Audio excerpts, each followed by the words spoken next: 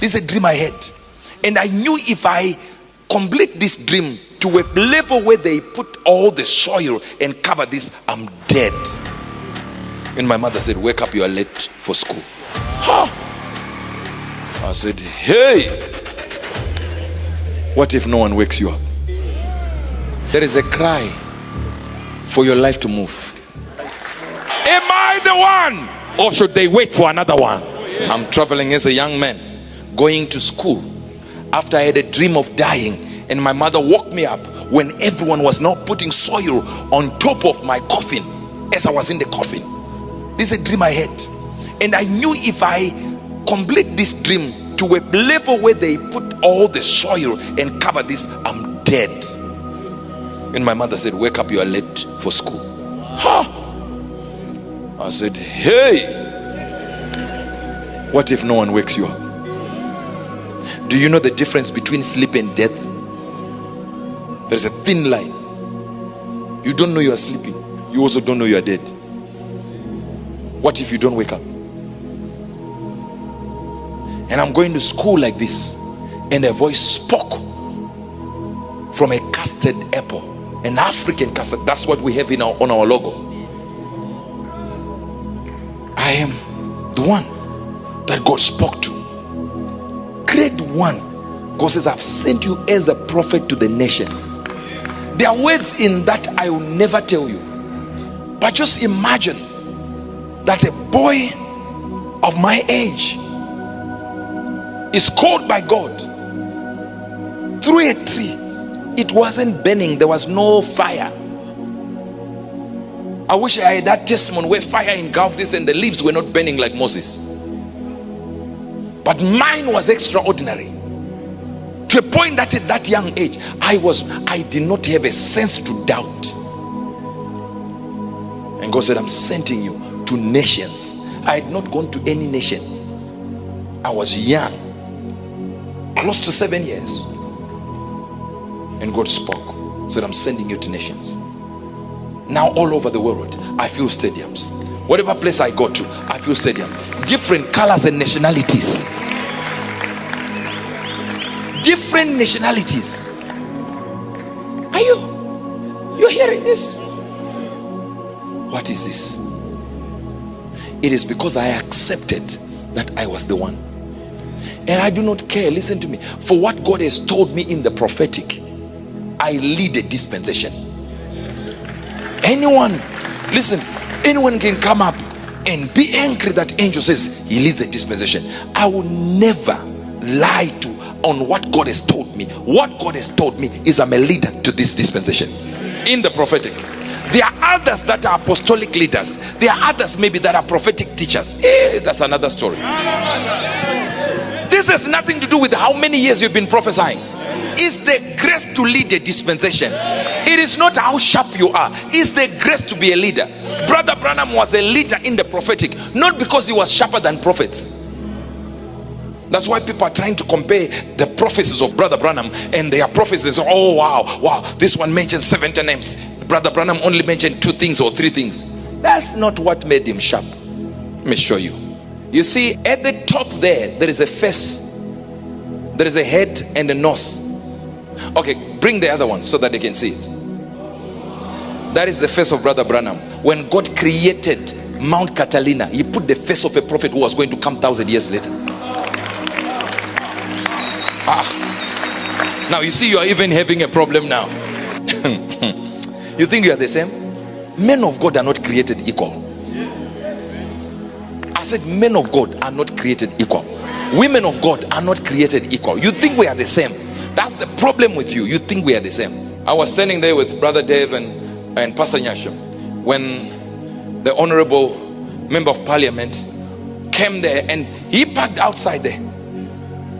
And when he parked the first time, he said, look, I'm sick everywhere and I just need something. Please, prophet, do something for me. I said, no, I'm going to send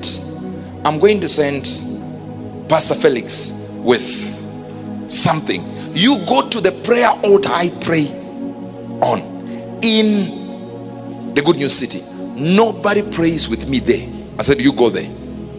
take him to that location. But I gave Pastor Felix some things to do. He said, take this guy, let him go there, you go together and you tell me when you finish. He said, okay, we finished. Never gave me a report. Never, nobody came to me because he didn't even call Pastor Felix. Then he just drove straight, parked out there, and we saw him. I said to the protocol, let him come. Hey, is that not true? He was there.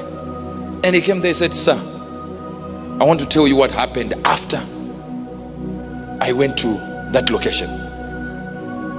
He said, I was sitting, right? He said, I was sitting, and I saw a man. And I saw a man come in with white clothes, with two trays, one tray to the left, one tray to the right. He said there were two people, two helpers, two helpers with wearing white. He said, I was sitting down, not dreaming. He said, and the man came and gave me and just grabbed my tummy like this and opened my tummy up. He said he began to collect things and put in the trays. And what? Replacing the things that are there. And replacing other parts of the body with new parts. We are not doing play things here. No. That's why Pastor Chris says, what you are going to see now, what you've been doing was child's play. I said, what do you mean? Me, I was doing child's play. I filled up stadiums. Went to Uganda, we had a 70,000 seater filled to capacity, and we had another stadium as an overflow. And Pastor Chris said, you have not done anything. What you did was child's play. He said, wait for what's coming. You think we have started? I said, wait for what's coming. Wait for what's coming. Wait for what's coming. He said it's child's play. Then he said, in front of you there is no more playground, no football, no netball, no joking. We're just going straight to fire on the altar. I recalibrated. The lion is back. What is really taking place? That the power of God can be this valid, that people understand I'm the only one that is there. Amos 7:13. But prophesy not again anymore at Bethel, for it is the king's chapel and it is the king's court. Verse 14. Then answered Amos and said, Amaziah, I was not a prophet. I knew you didn't get that. You didn't get that. I was not a prophet, neither was I a prophet's son, but I was a headman and a gatherer of sycamore fruit.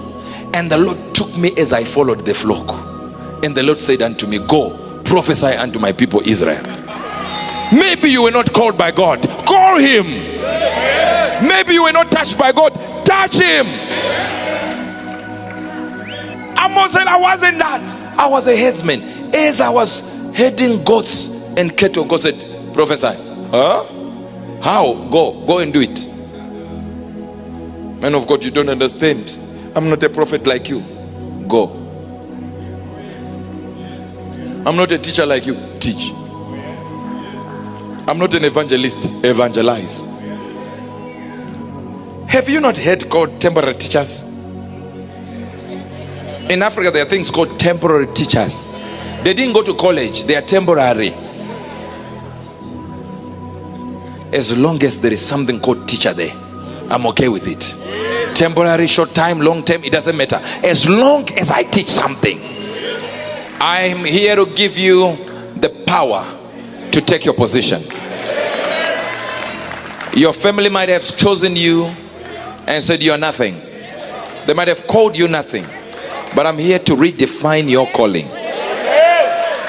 You are something and you are somebody.